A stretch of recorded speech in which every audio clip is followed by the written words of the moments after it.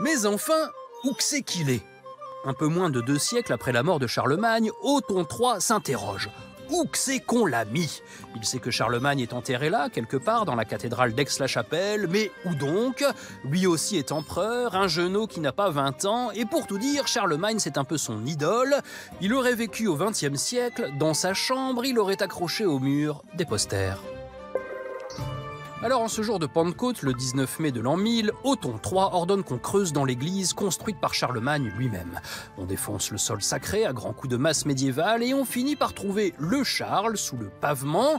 Un conte qui était présent aurait raconté la scène. Notons toutefois que son récit est sujet à caution. Charlemagne n'aurait pas été allongé comme tous les défunts, Othon l'aurait découvert assis sur le trône de marbre blanc. Celui qu'on peut aujourd'hui admirer dans la cathédrale d'Aix-la-Chapelle. Ce n'est pas Walking Dead, mais Sitting Dead. Ça fait à peu près 200 ans qu'il est là, mais sur sa tête repose toujours sa couronne d'or. Bon, d'accord, elle est peut-être un peu de traviole, mais elle est au bon endroit. Dans sa main, il tient son sceptre, il porte des gants. Les ongles ont continué de pousser après son décès, les ont troués au bout. Du moins, c'est ce que croit le conte, car en vrai, une fois qu'on est mort, les ongles ne poussent plus. C'est une illusion d'optique causée par la déshydratation de la peau.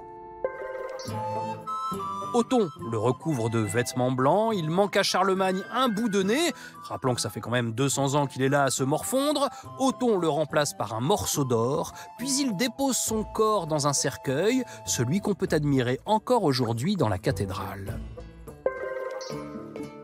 Ouvrir un tombeau, Othon sait très bien que ce n'est pas très catholique. Mais on l'a dit, il est jeune et Charlemagne est son modèle, il veut rétablir l'immense empire de son illustre prédécesseur. Il n'en aura pas le temps. Othon meurt un peu plus d'1 an après avoir ouvert le tombeau de Charlemagne, mais il peut se consoler. Depuis, il repose à côté de son idole, dans la cathédrale d'Aix-la-Chapelle.